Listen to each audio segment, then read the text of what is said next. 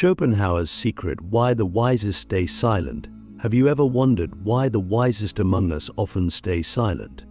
Why is it that those who know the most, who have the deepest insights, who see the world in ways we can't even imagine, often choose to hold their tongues? It's a paradox, isn't it? We live in a world where speaking up, being loud, and making your voice heard is seen as a sign of power, of intelligence, of success.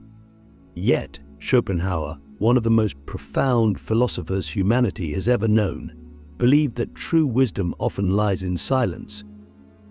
Why? And more importantly, what can we learn from this?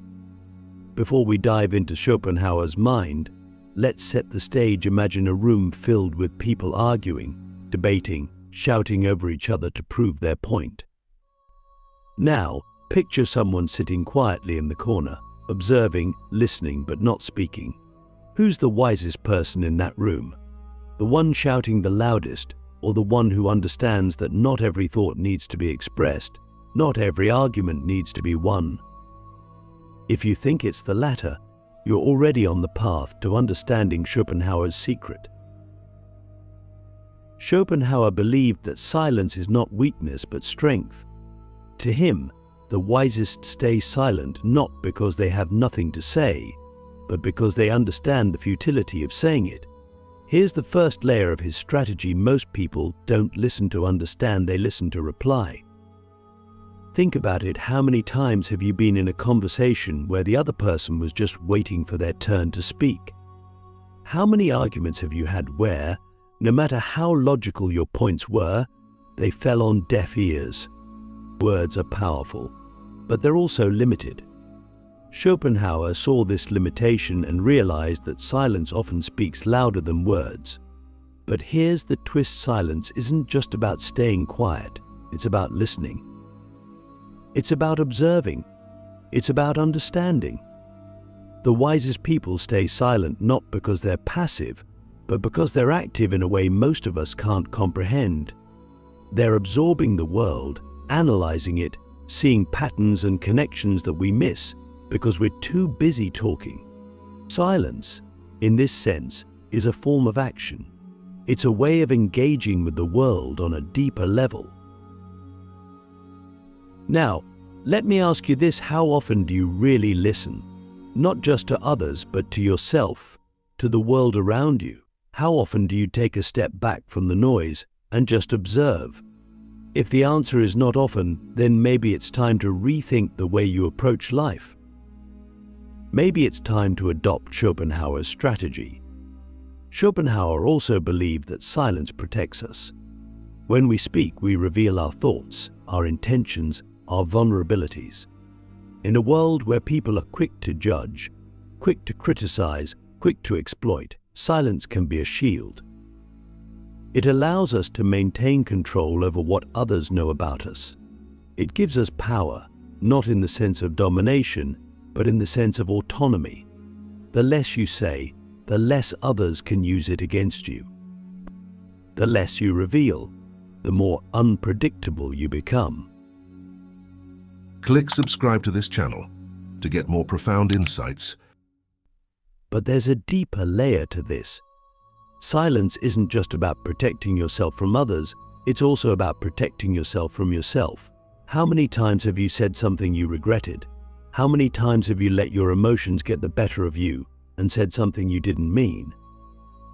Schopenhauer understood that words, once spoken, can't be taken back. Silence, on the other hand, is a choice. It's a way of exercising self-control, of not letting your emotions dictate your actions. As we come to the end of this first part, I want to leave you with a question: what would your life look like if you spoke less and listened more? If you choose silence over noise, observation over reaction, wisdom over impulsiveness, would you see the world differently? Would you see yourself differently? Think about it, and when you're ready, let's continue. The gravity of silence, how quiet minds shape the world. So, why does silence hold such power? Why did Schopenhauer and so many other great thinkers place such importance on it? To understand this, we have to dive deeper. Silence isn't just the absence of sound, it's a presence in its own right. It's a space, a void, a pause that allows something greater to emerge. Think of it like this: a wise person's silence is not empty, it's heavy. It has gravity, it pulls people in, and most intriguing, it shapes the world around them. Here's a paradox for you to consider: silence is often the loudest voice in the room. Why? Because it invites reflection. When someone speaks, their words fill the air, leaving little room for interpretation. But when someone is silent, they leave a space, an opening for others to fill. And in that space, meaning is created. People project their thoughts, their fears, their assumptions onto the silence. It's why moments of silence can feel so intense, even uncomfortable. The silence forces us to confront something we often avoid ourselves. Schopenhauer understood this dynamic. He knew that by choosing silence, you gain control not just over yourself, but over the situation. Think about the times you've been in a heated argument and someone responded with silence. Didn't that silence carry more weight than any words they could have said? Didn't it make you question your own words, your own actions? That's the power of silence. It turns the focus inward. It forces people to think, to reflect, to question. And in a world where everyone is desperate to be heard, the one who chooses silence stands out. But there's another layer to this. Silence isn't just a tool for interacting with others, it's also a tool for understanding yourself. Schopenhauer believed that the world is, at its core, chaotic and irrational. To navigate it, we need clarity, focus, and inner peace, and silence is the gateway to all three. When we're silent, we can hear the things that are usually drowned out by the noise of the world: our own thoughts, our own intuition, our own truths. In silence, we can see ourselves more clearly.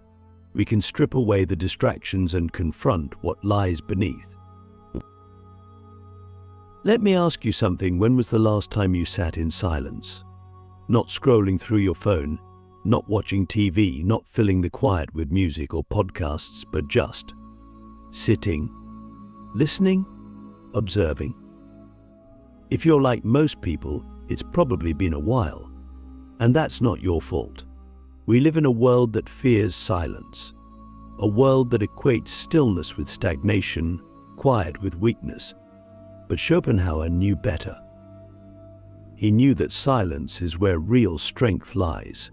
Silence is where you find yourself. And here's the thing: silence isn't easy. It's not passive. It requires effort, discipline, and courage. It's much easier to speak than to stay silent. It's much easier to react than to reflect. But the wisest among us choose the harder path. They choose silence because they understand its value. They understand that silence is not just the absence of noise, it's the presence of wisdom. Now, let's bring this back to you. Imagine a life where you're not constantly reacting to everything around you. A life where you can sit in silence and feel at peace, rather than restless. A life where you can listen not just to others, but to yourself and truly understand what you want, what you need, who you are. Wouldn't that be a life worth living? Wouldn't that be a kind of freedom? But here's the challenge: silence is uncomfortable. It forces us to confront things we'd rather avoid. Our fears, our doubts, our insecurities, they all rise to the surface in the quiet. That's why so many of us fill our lives with noise. But Schopenhauer believed that true wisdom comes from facing these things head-on, from sitting in the discomfort and learning from it, from embracing the silence rather than running from it. So, as we move forward, I want you to reflect on this. What are you afraid of hearing in the silence? What truths are you avoiding? And what could you gain if you stopped running and started listening? The silent revolution: how restraint becomes influence. Now, let's take this further. What if silence isn't just about self-control or inner clarity? What if it's also a strategy for influence, one that's far more powerful than speaking could ever be? Schopenhauer's philosophy reveals something profound. Silence isn't just the absence of noise, it's a calculated act. It's a form of restraint that, paradoxically, carries the potential to reshape relationships, steer conversations, and even alter the course of events. But how does this work?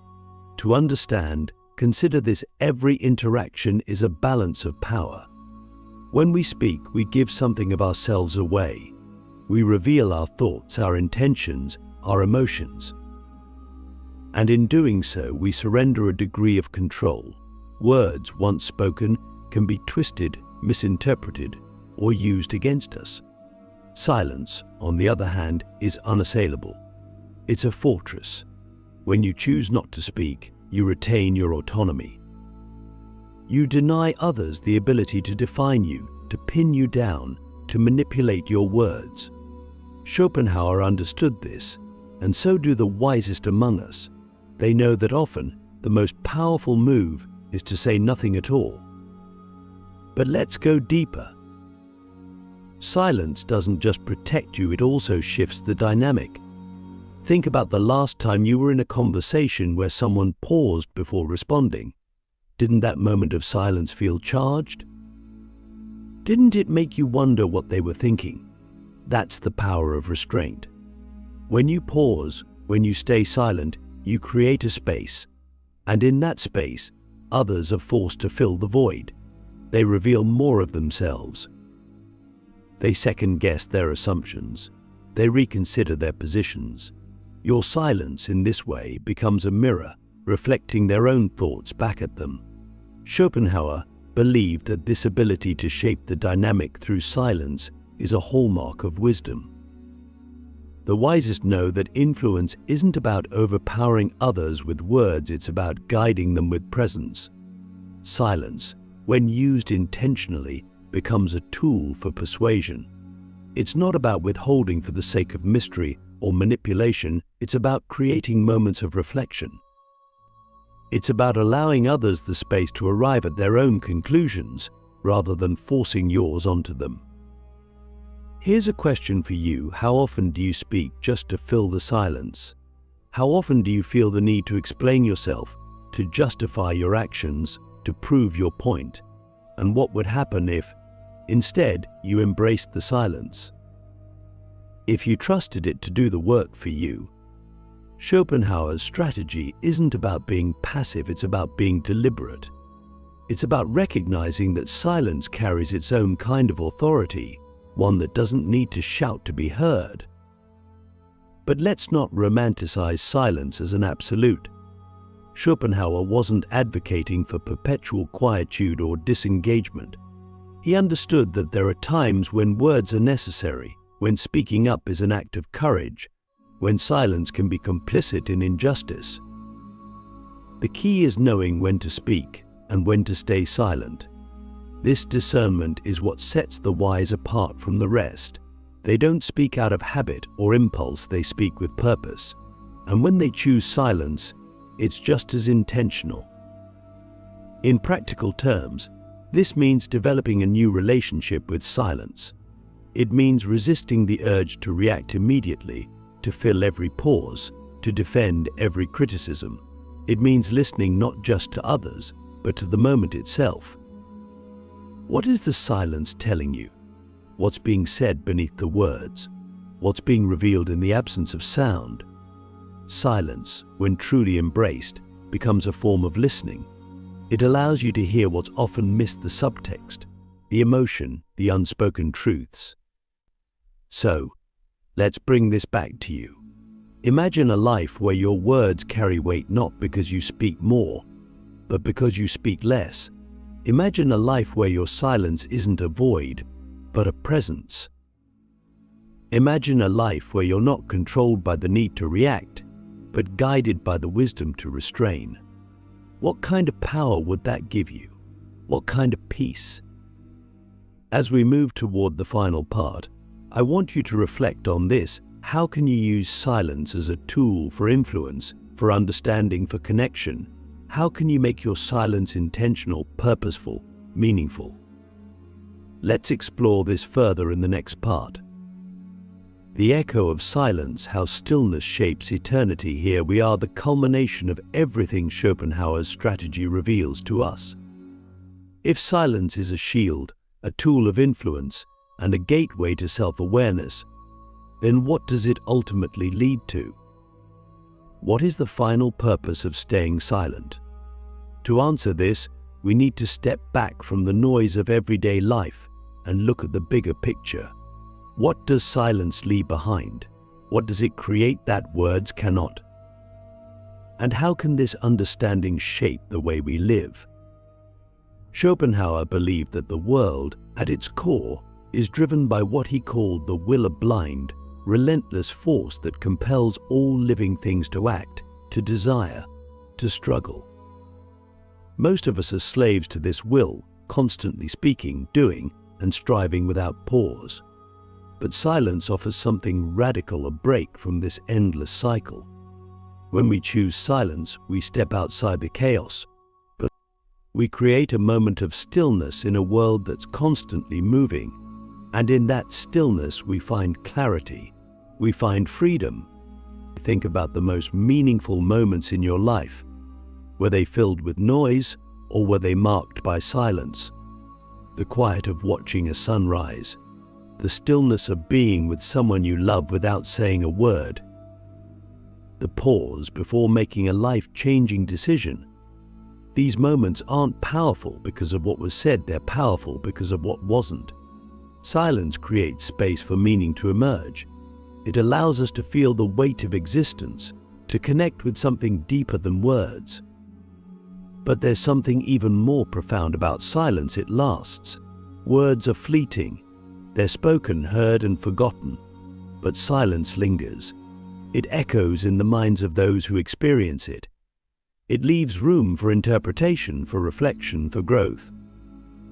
This is why the wisest among us stay silent. They understand that what's left unsaid often speaks louder than what's said.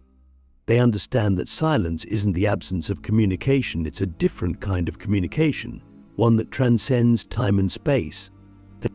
Here's a question to ponder: what kind of legacy do you want to leave behind?